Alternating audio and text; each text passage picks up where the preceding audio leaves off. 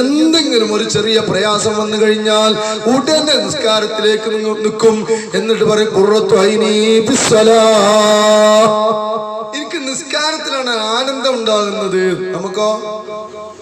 നമുക്ക് ആന വരുന്ന നിസ്കാരത്തിലാണ് കാരണം അല്ലെ. ജീവിതത്തിൽ ഒരിക്കപ്പോലും ഓർമ്മയില്ലാത്തൊക്കെ ഓർമ്മ വരുന്ന സമയമാണ് നിസ്കരിക്കണ നേരത്തെ. എല്ലാം ആ ടൈമിലാണ്. നബി സല്ലല്ലാഹു അലൈഹി വസല്ലമ തങ്ങൾ പറഞ്ഞു. ആലോചിച്ചോളൂ ആ നിസ്കാരത്തിന്റെ സ്ഥിതികൾ എങ്ങനെ നമുക്ക് വേണ്ടേ. ശുദ്ധ ഖുർആൻ പറഞ്ഞു ഖദ് അഫ്ലഹൽ മുഅ്മിനൂന അല്ലദീന ഹും ഫീ സ്വലാത്തിഹിം ഖാശിഊൻ. നിസ്കാരത്തിൽ ഭക്തി ഉണ്ടാകുമെന്നാണ്. ഭക്തിയുള്ള നിസ്കാരമാണ്, ഭയഭക്തിയാണ്.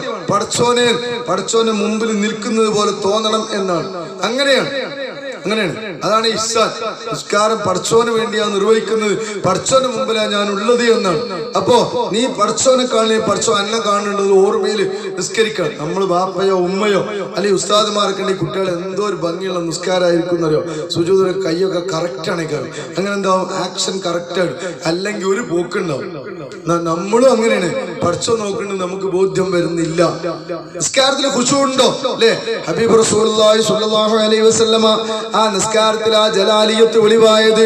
ജലാലിയത്ത് വെളിവാകുമ്പോഴൊക്കെ നിസ്കരിക്കുന്ന സമയത്ത് ഇന്നീ സമയത്തു മിൻ സ്വദരി റസൂലില്ലാഹി സ്വല്ലല്ലാഹു അലൈഹി വസല്ലമ അജീജുൻ കാജീജിൽ മുർസലി. ഉമ്മമാരെ ശ്രദ്ധിച്ചോളൂ. ഹബീബ് റസൂലുള്ളാഹി സ്വല്ലല്ലാഹു അലൈഹി വസല്ലമ പാതിരാവിലൊക്കെ നിസ്കരിക്കുമ്പോ ദീർഘസമയം സുജൂദിൽ അങ്ങനെ കിടന്നിട്ട് കരയും. ആ കരയുന്ന ആ ദുആയിനൊക്കെ കുറിച്ച് മഹാന്മാർ ഇങ്ങനെ രേഖപ്പെടുത്തി കാണാൻ കഴിയും. ആ ദുആഇന്റെ ഇടയിൽ ഇങ്ങനെ ഒരു ശബ്ദം ഉണ്ടാവും. ആ നെഞ്ചിൽ നിന്നൊരു ശബ്ദം. ഏതാ ശബ്ദം? അജീജുൻ കഅജീജിൽ മിർജലി. ചട്ടി അടുപ്പത്ത് വെക്കുമ്പോണ്ടാണ് ഒരു ശബ്ദല്ലേ. ആ വെള്ളം വറ്റുന്ന സമയത്തുണ്ടാകുന്ന നീറിപ്പിടിക്കുന്ന ഒരു ശബ്ദമുണ്ട്. ആ ഒരു ശബ്ദം തേങ്ങലായി പുറത്തു വന്നിരുന്നു. നമ്മൾ എന്തെങ്കിലും ഒരു